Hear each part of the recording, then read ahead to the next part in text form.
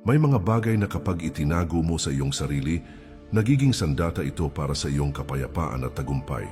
Ngunit kapag ibinulgar mo sa lahat, nagiging kahinaan na pwedeng gamitin laban sa iyo.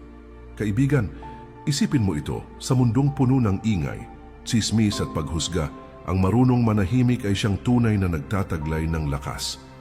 Sapagkat hindi lahat ng sikreto ay dapat malaman ng iba, at hindi lahat ng iniisip mo ay dapat lumabas sa iyong bibig. Ang taong marunong pumili ng mga salitang bibitawan ay siyang taong naglalakad ng may dignidad, respeto at tunay na kalayaan. At tandaan mo, ang tunay na karunungan ay hindi laging nakikita sa dami ng iyong sinasabi, kundi sa mga bagay na pinipili mong hindi banggitin. Kung kaya pakinggan mong mabuti ang mga aral na ito, sapagkat maaari nitong baguhin ang paraan ng iyong pamumuhay at ang direksyon ng iyong kinabukasan. Kaya bago tayo magsimula, kaibigan at kapatid, muli, inaanyayahan kita na mag-subscribe sa ating channel para lagi kang updated sa mga bagong videos na aking gagawin at babago sa pananaw mo sa buhay. Ngayon, kung handa ka na, samahan mo ako sa isang paglalakbay ng pagninilay at pagkatuto. Isa-isahin natin ang mga bagay na mas mabuting manahimik ka na lamang at huwag ipagsabi kaninuman. Dahil sa bawat lihim na marunong mong ingatan, mas umiigting ang iyong lakas at mas malinaw mong makikita ang tunay na daan patungo sa pag-angat ng iyong buhay. Number 1. Mga plano mo sa buhay. Kaibigan, isa ito sa pinakamahalagang aral na dapat mong tandaan. Marami ang natitisod hindi dahil mahina sila, kundi dahil sila mismo ang naglatag ng kanilang mga plano sa maling tao. Kapag ibinunyag mo agad ang lahat ng iniisip mong gawin, binibigyan mo rin ng pagkakataon ng ibang tao na husgahan ka, kontrahin ka, o minsan pa nga, agawin ang mismong ideya na pinaghirapan mong buuin. Hindi lahat ng makikinig ay tunay na kaibigan at hindi lahat ng ngiti ay tanda ng pagsuporta. Sabi ni Marcus Aurelius, "The more we value things outside our control, the less control we have." Kapag sobra mong ipinapahayag ang plano mo, inilalagay mo ito sa kamay ng iba. Nawawala ang katahimikan ng iyong isipan dahil bigla mong iisipin kung ano ang tingin nila, kung papayag ba sila, o kung tatawanan ka nila. Sa halip na lumakad ka, ng buo ang loob, nagiging alipin ka ng opinyon ng ibang tao. Isipin mo ang isang binhi. Hindi ito agad sumisigaw sa mundo na ako'y magiging puno. Bagkus tahimik itong nakabaon sa lupa. Walang nakakakita, walang pumapansin, ngunit patuloy na lumalakas ang ugat. At sa tamang panahon, ito'y uusbong at doon lamang mapapansin ng lahat ang kanyang tibay. Ganon din ang mga plano mo sa buhay. Mas lumalakas ito kung itinatanim mo muna sa katahimikan. Sabi rin ni Marcus Aurelius, "The happiness of your life depends upon the quality of your thoughts." Kaya bantayan mo ang iniisip mo at higit sa lahat, bantayan mo rin ang lumalabas sa iyong bibig. Ang tunay na karunungan ay nasa kakayahang piliin kung ano ang nararapat sabihin at kung ano ang dapat manatiling lihim. Huwag mong ipagsabi ang lahat ng plano mo dahil sa dulo, hindi mga salita ang huhusga sa iyong halaga, kundi ang mga resulta ng iyong tahimik ngunit tapat na pagkilos. At kapag dumating ang oras ng iyong tagumpay, hindi mo na kailangang ipaliwanag ang sarili mo. Ang bunga ng iyong pagsusumikap ang magsasalita para sa iyo. Number 2. Ang mga kabutihang nagawa mo. Isa sa pinakamalaking pagkakamali ng tao ay ang ipagsigawan ang bawat kabutihang kanyang ginawa. May ilan na kapag tumulong, agad na naglalabas ng kwento. Kapag may naabot na maliit na tagumpay, agad na ipinapahayag sa iba. Ngunit ang tunay na kabutihan ay hindi kailangan ng palakpak at ang tunay na tagumpay ay hindi umaasa sa pagkilala ng mundo. Sabi ni Marcus Aurelius, "Waste no more time arguing about what a good man should be. Be one." Hindi kailangan ipaliwanag kung ikaw ay mabuti, gawin mo na lang. Dahil kung totoo ang kabutihan, mararamdaman ito ng iba nang hindi mo na kailangang ipagsigawan. Isipin mo ito, kapag ang apoy ay tunay na nagliliyab, hindi nito kailangan ng ingay para mapansin. Kahit sa malayo makikita ang liwanag at mararamdaman ang init, ganun din ang taong gumagawa ng tama at mabuti. Hindi niya kailangang ipagsabi dahil ang kanyang gawa mismo ang magiging patunay. Ang pagmamayabang ay parang usok Maingay at mabilis makita, ngunit wala namang bigat. Ang katahimikan sa paggawa ng mabuti, iyon ang tunay na apoy na walang makakapatay.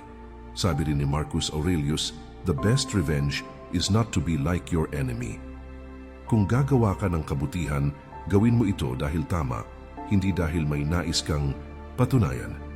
Huwag mong hayaan na maging instrumento lang ng iyong ego ang kabutihang ginagawa mo. Ang mabuting gawa ay nagiging marumi kapag ang motibo ay papuri, at ang papuri ay mabilis maglaho. Kaibigan, alalahanin mo, ang kabutihan ay para sa Diyos, para sa kaluluwa mo, at para sa katahimikan ng iyong budhi. Hindi mo kailangang ipagsabi sa iba dahil ang pinakamahalagang saksi ng iyong gawa ay ikaw mismo. Number 3, ang iyong mga kahinaan at problema. Isa ito sa mga aral na madalas nating nakakaligtaan. Sa mundo kung saan maraming mata ang nakamasid at maraming bibig ang handang magsalita, ang pagpapakita ng ating kahinaan ay maaaring magdala ng panganib kaysa tulong. May mga tao na kapag nalaman ang iyong hinaing, gagamitin nila ito laban sa iyo. May iba na magpapakita ng pakikiramay, ngunit sa likod mo, sila ang unang haharurot at magbabalita sa iba. Ang ilan ay makikinig lamang para may matutunan o magamit laban sa iyo, hindi dahil tunay silang nagmamalasakit. Isipin mo ang isang sundalong sugatan sa gitna ng labanan. Kapag ipinakita niya agad ang kanyang sugat, mas magiging madali siyang targetin ng kaaway. Ngunit kung marunong siyang tahimik, palihim na aalagaan ang kanyang sarili, lilipat, magpaplanong muli at patuloy na lalaban, darating ang araw na siya'y gagaling at mas matatag na babangon. Ganon din ang ating buhay. Ang mga problema at kahinaan ay parang sugat sa loob ng ating kaluluwa. Kung ipapakita natin ito sa lahat, mas lalo lamang itong nagiging pabigat. Kung iingatan at aalagaan ito sa katahimikan, mas mabilis itong haharapin at mas magiging lakas natin sa hinaharap. Sabi ni Marcus Aurelius, "You have power over your mind, not outside events. Realize this, and you will find strength." Tandaan mo, ang tunay na lakas ay hindi nakukuha sa pagpapakita ng ating kahinaan, kundi sa kakayahang kontrolin ang ating isipan at pananaw. Ang mga problema ay bahagi ng buhay, ngunit hindi natin kailangang ipakita ang bawat detalye sa iba. Ang tunay na karunungan ay nakikita sa kakayahang manahimik, mag-isip ng malinaw at magpatuloy ng tahimik kahit na ang mundo ay puno ng ingay. Kaya kaibigan, huwag mong ipagsabi ang lahat ng iyong kahinaan. Alagaan ang iyong budhi, palakasin ang sarili sa katahimikan, at piliin lamang ang mga taong tunay na mapagkakatiwalaan bago ibahagi ang iyong pinagdadaanan. Sa ganitong paraan, hindi lamang magtatagumpay ang iyong isipan, kundi ang iyong buong pagkatao ay lalakas at mas magiging matatag sa bawat hamon na darating sa buhay mo. Number 4, ang iyong yaman o tagumpay. Marami sa atin ang may tendensyang ipagsabi sa lahat kapag may nakamit tayong tagumpay o nadagdagan ang ating yaman. Ngunit sa mundong puno ng inggit, tsismis at galit, ang pagbubunyag ng kayamanan ay maaring magdala ng panganib, alitan at hindi ka nais-nais na atensyon. Ang mga tunay na matalino ay alam na ang tagumpay ay hindi palaging para ipagyabang, kundi para patibayin ang sarili at maibahagi lamang sa tamang paraan sa tamang tao. Isipin mo ang isang punong nagbunga. Hindi ito agad nagsasabi sa lahat ng sanga na nagbunga siya. Tahimik itong lumalaki at unti-unting lumalaganap ang mga bunga sa tamang panahon. Ganon din ang tagumpay. Ang tao na marunong manahimik ay patuloy na nagtatagumpay nang hindi iniingay sa mundo. Hindi kailangan ipagsigawan ang kayamanan. Ang tunay na halaga nito ay masusukat sa kung paano mo ito pinapangalagaan at ginagamit ng may karunungan. Sabi ni Seneca, "It is not the man who has too little, but the man who craves more, that is poor." Ang ibig sabihin nito, kaibigan, hindi ang dami ng meron ka ang magtatakda ng iyong lakas o katahimikan, kundi ang kakayahan mong hindi ipagsabi o gamitin ang yaman para lamang mapansin o mapasaya ang sarili sa opinyon ng iba. Ang tunay na kayamanan ay nasa katahimikan ng isip at sa kakayahang kontrolin ng sariling hangarin. Kaya kaibigan, bago mo ipagsabi o ipakita ang iyong yaman at tagumpay, Isipin mo muna, para kanino mo ito? At mas mahalaga, ano ang tunay na dulot nito sa iyong katahimikan at paglago? Ang marunong ay nagtataglay ng kayamanan sa loob at hinahayaan lamang itong makita ng mundo sa tamang panahon, sa tamang paraan at sa tamang tao. Number 5, ang mga plano mo sa pag-ibig o relasyon. Ang puso ay isang delikadong bagay. Kapag ang bawat damdamin, plano o iniisip tungkol sa pag-ibig ay ikinukwento sa iba, madali itong nagiging paksa ng opinyon, panghuhusga at minsan pa, kasamaan. Maraming tao ang hindi nakakaunawa ng lalim ng damdamin mo at may ilan na magagamit ito laban sa iyo, pumapasok sa buhay mo nang may sariling interes o panlilim lang. Kapag pinapahayag mo agad ang lahat, nawawala ang katahimikan at proteksyon na kailangan ng puso mo para lumago ng malaya at ligtas. Isipin mo ang isang mandirigma sa laban. Hindi niya isinasa publiko ang bawat taktika o plano sa harap ng kalaban. Kung gagawin niya ito, agad siyang magiging mahina at madaling matalo. Ganon din sa puso. Ang iyong damdamin at relasyon ay mas malusog at mas matatag kung pinapangalagaan at iniingatan sa katahimikan. Ang tunay na lakas ay hindi nasusukat sa dami ng narinig ng iba, kundi sa kakayahang protektahan ang iyong sariling kapayapaan at katahimikan sa harap ng mundo. Sabi ni Epictetus, "Keep yourself simple, good, pure, serious, unpretentious, a friend of justice, God-fearing, kind, full of affection, strong for your proper work." Ang kahulugan nito sa konteksto ng relasyon ay malinaw. Ang puso ay dapat panatilihing simple at tapat. Hindi mo kailangang ipagsabi ang lahat sa mundo. Ang tamang panahon at tamang tao lamang ang makakaalam ng lalim at katotohanan ng damdamin, puwesang labis na pagbubunyag ay nagdudulot ng kawalan ng katahimikan. At ang katahimikan ang pundasyon ng tunay na pagmamahal at respeto. Ingatan mo ang iyong puso. Huwag mong ilantad ang bawat lihim at plano sa iba. Sa katahimikan at pag-iingat, mas mapapangalagaan mo ang pagmamahal mo at mas magkakaroon ito ng pagkakataon na lumago ng tunay at malaya, hindi dahil sa opinyon o pakialam ng iba.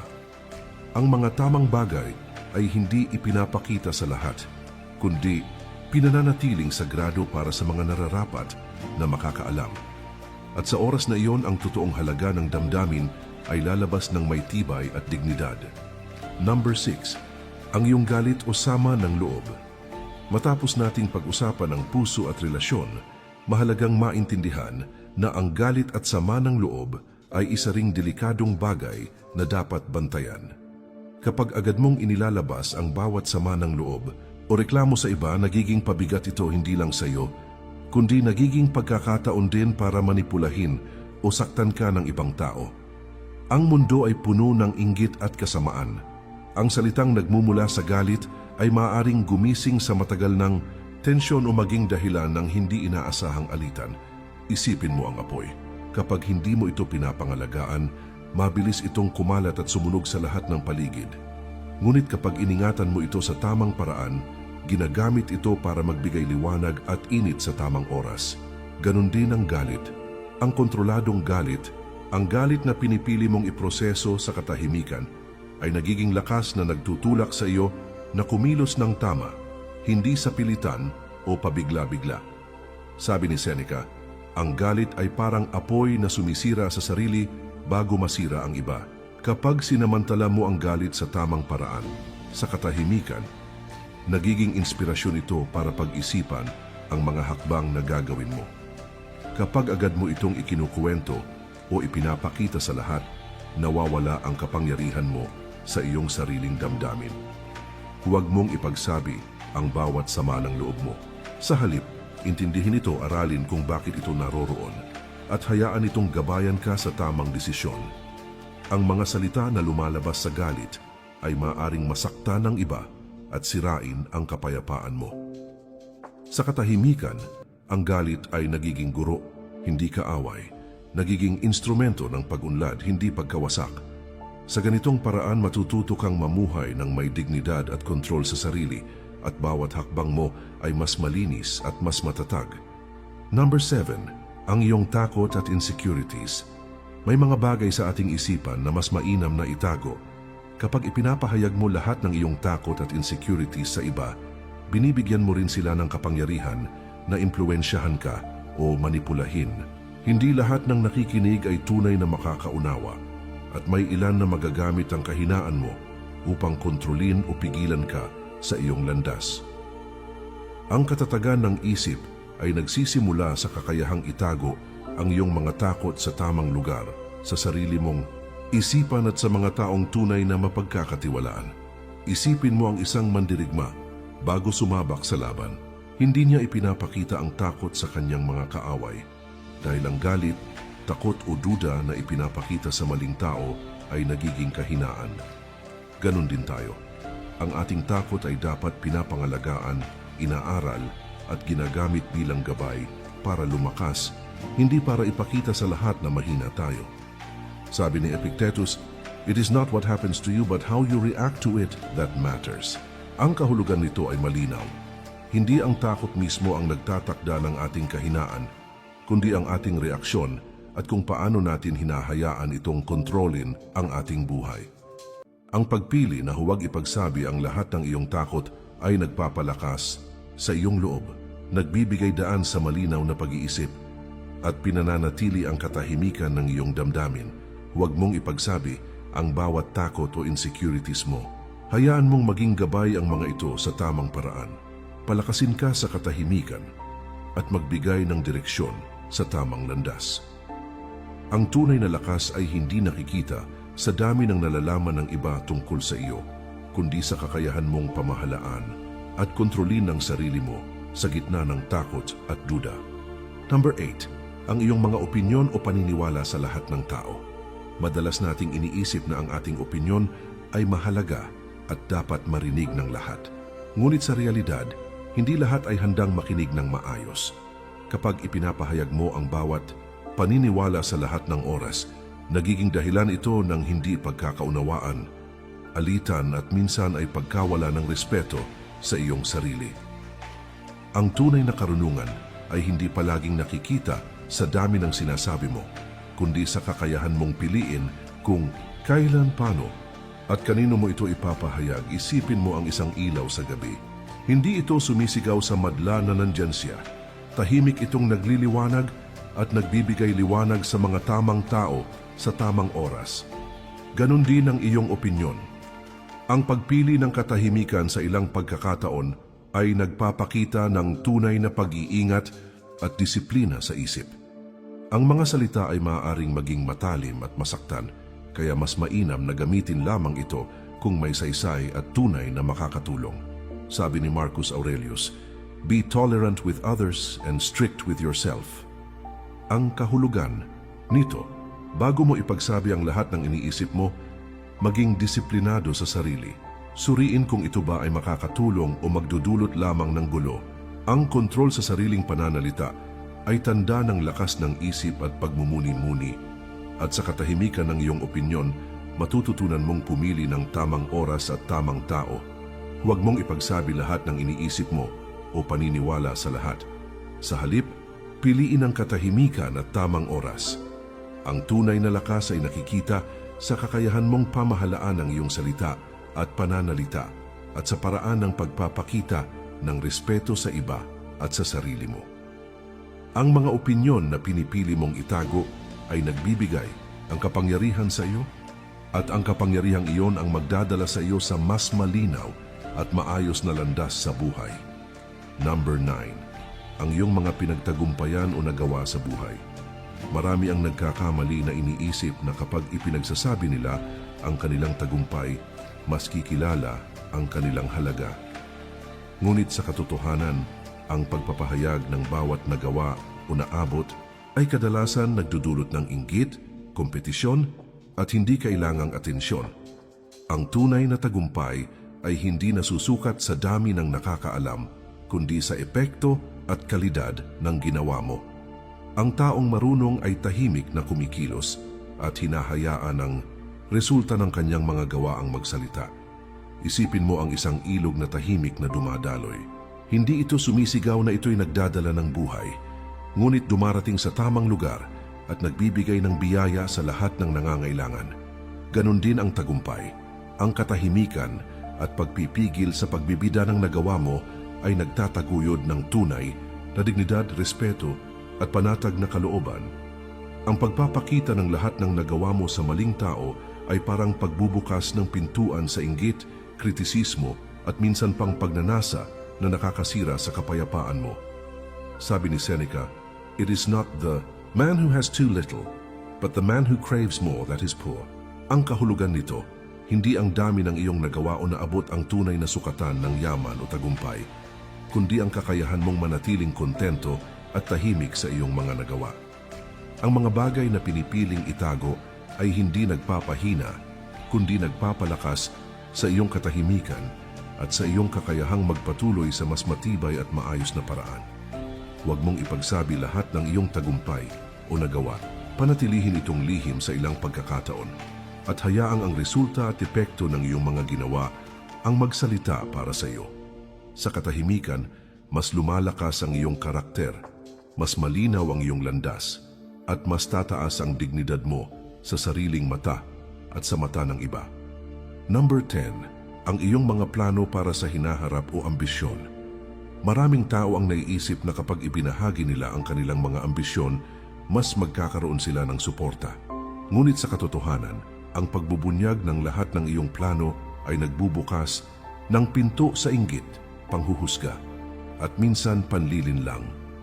Ang ibang tao ay maaaring hindi makakaunawa sa lalim ng iyong pangarap at may ilan na magagamit ito upang hadlangan ka. Ang tunay na kalakasan ay nagmumula sa kakayahang tahimik na magplano, magtrabaho, at magpatuloy kahit walang nakakakita o nakakaalam. Isipin mo ang isang punong itinanim sa kagubatan.